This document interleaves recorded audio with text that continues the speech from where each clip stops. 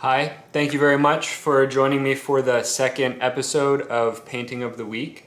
And before we get started, I'd just like to make a quick note, which is that it's become immediately apparent to me that the nature of this show is going to take us into some challenging directions, into some uncharted waters. And I think that art in its most fundamental capacity really has the ability of kind of illuminating truths about ourselves that we'd prefer maybe to go unacknowledged. I think it has the capacity to start conversations, challenging conversations. And I don't even think that this is a quality of great art per se. I mean, I think it can just be good art or mediocre art. For example, the works we're going to look at, I wouldn't necessarily categorize as great works of art. I mean, I think they're strong. It's a good work of art, but nonetheless, it's gonna be a step in the direction of kind of starting that challenging conversation. So that being said, I think when we analyze a work of art like how we're going to, I think it's helpful to put two different lenses on when we look at it. The first lens is distilling the picture to its most reductive qualities, looking at line, shape, color, composition, really its most foundational elements, looking how they relate to each other. And then the second lens will be that of kind of looking at it for what its subject matter, what it's representing, and then putting that kind of in a political, historical, cultural context, maybe then and now.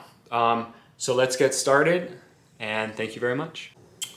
So today we're going to be talking about a work by American painter Thomas Hart Benton, born 1889, died 1975, and he was an extremely successful painter and muralist in his time. One interesting note on Benton is that he was actually Jackson Pollock's art teacher at the Art Students League in New York, and Jackson Pollock did a lot of modeling for Benton's pictures, so you can see Jackson Pollock like peppered throughout his body of work. So we're going to put on that first lens. We're going to look at this picture in its most reductive quality. So I'd like to invite you to be mindful of where your eye travels to first. Why do you think it travels there? And what sorts of compositional techniques are guiding your eye around the picture?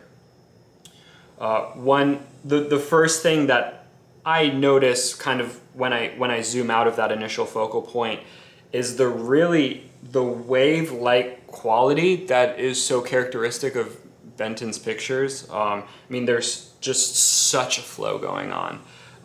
Here in the background, like things are just like perspective really starts to feel distorted.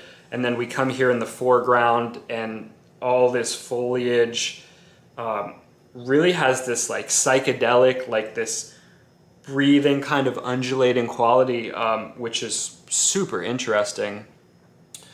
One compositional technique that is really being used here, and I would even say overused, is his use of framing with these clouds. For example, you see here that the clouds are framing this figure's head, and then it goes on to frame this X that these two bows make, which for me actually really makes that a focal point. And when I look at this painting, that's the first place that my eye travels to. So he's really, I mean, he's really guiding us with these clouds. Here in the second panel, you see him doing that again. He's the figures in the midground, which kind of are the de facto focal point, are being framed again by these clouds.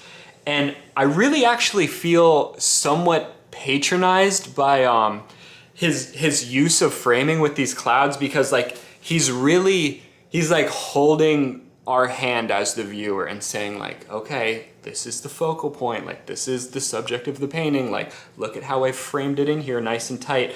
Like it's like he's spoon feeding kind of the subject matter of the painting to us with this framing technique. You see it happening here again with this smaller figure in the midground. He's silhouetted against a really light background. That's interesting. We see this happening here again on the right side with this figure's arm being framed so perfectly. And then right here again with the silhouette of this woman's face kind of lit against a dark background. So these are all little like contrast pops that he's giving us throughout the picture. And these are the types of things that move your eye around and around and make a picture exciting and allow you to spend more time looking at a picture and not just kind of getting bored immediately, which certainly doesn't happen for me here. The last thing I want to talk about, which I think is interesting, is that Benton is giving really as much attention to all elements of the picture. For example, here in the foreground, he's really rendered that foliage to the same extent that he's, rendered the portraits and the figure and things that you would imagine just subject matter wise would be more focal points of the composition. I think that's interesting. That's really just a choice of his. That kind of, I would say that that's really a personal choice with an artist. A lot of painters do what photography already does, which is kind of put your subject matter in focus and put everything else outside of focus, because that's going to create like a really profound contrast that just works really well. He's not doing that here. Everything's given the same amount of attention, and that's an interesting choice. So now I'd like to invite you to put on that second lens, and we'll really scrutinize this picture for what it actually represents. It does happen to represent an actual moment in history.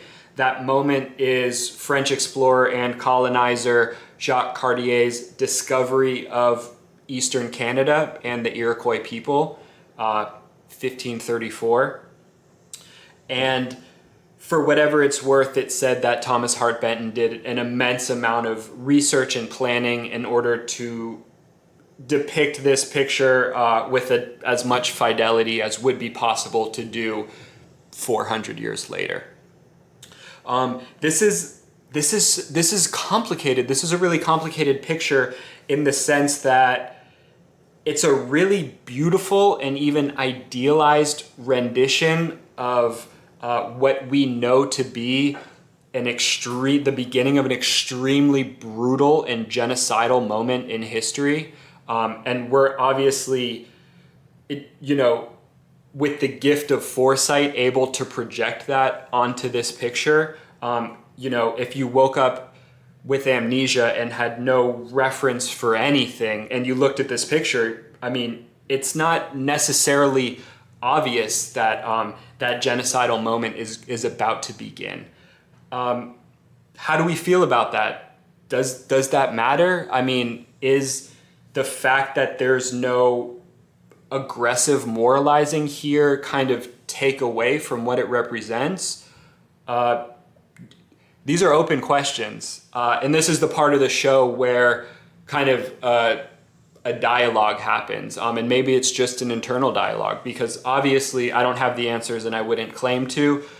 It's just an interesting starting point for a conversation for this reason, because again, it's beautifully painted. It's a beautiful depiction of what is like a really challenging moment in history. So that's our second lens, and I'd like to really thank you for tuning in, and we will see you next time.